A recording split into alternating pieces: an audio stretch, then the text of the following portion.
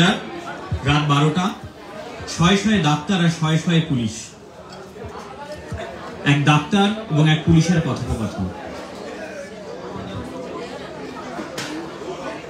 দাদা, একটা মেরুদণ্ড পাই কোথায় বলতে পারেন? কি চাই? একটা মেরুদণ্ড।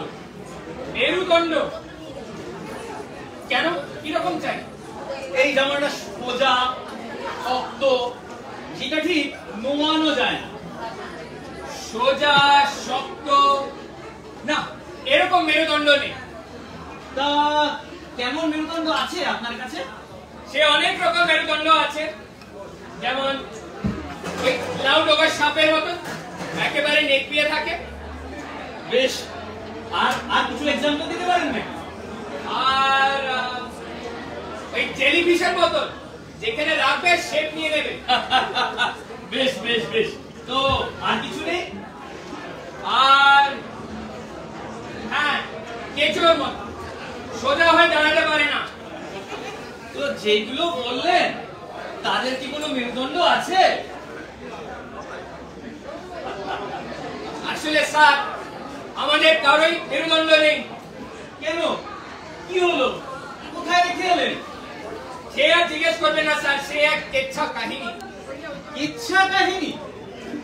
তো বলুন না একবার, কি কেচ্ছা কাহিনী? যখন চাকরিতে প্রথম ঢুকেছিলাম তখন একটা কন্ডিশন দেওয়া হলো, যে যে অরিজিনাল মেরুদণ্ডগুলো জমা দিতে পারবে তাদের চাকরিতে নেওয়া হবে। মেরুদণ্ডের আবার অরিজিনাল নকল এসব হয় নাকি? কি যা বলেন স্যার, আজকাল তো সবই নকল হয়। ডিগ্রি সার্টিফিকেট, কাস্ট সার্টিফিকেট, এমনকি পিএইচডি সার্টিফিকেট।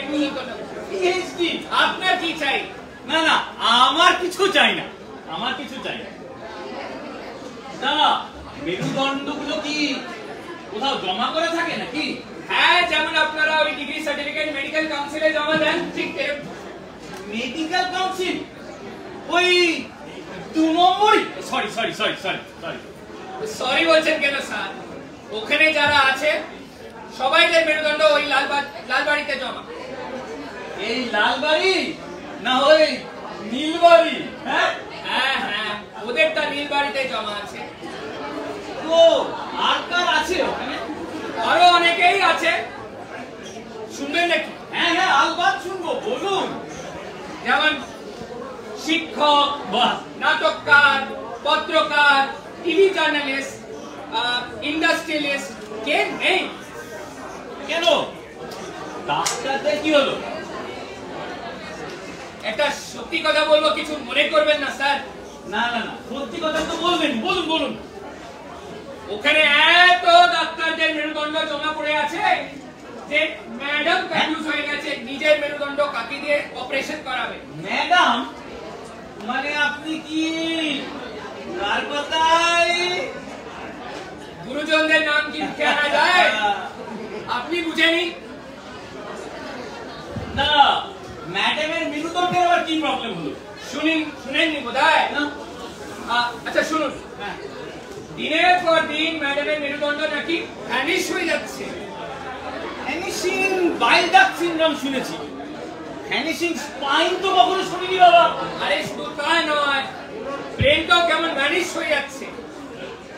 না দাদা, এইটা ঠিক মানতে পারবো না। একটা জলজান্ত খুনকে যে নাটক করে একটা গল্পে বৃষ্টি তৈরি করে নিল, তারপরে আবার এত নাটক দেখেছেন মনে হচ্ছে যে 30 ঘোষের মতো। হ্যাঁ, ওনার সহিংসতা তো পুরো একেবারে মাদার টেরিজা। হ্যাঁ, নাচেন উনি একদম মানে মধুবালার মতো, হিমা মালিনীর মতো। তারপরে উনি আঁকা দেখেছেন, দেখো গণেশ পাই, পিতাই অং বং, ওগুলো তো সব পুরো নজরুল মনে হয়, নজরুল বলেন।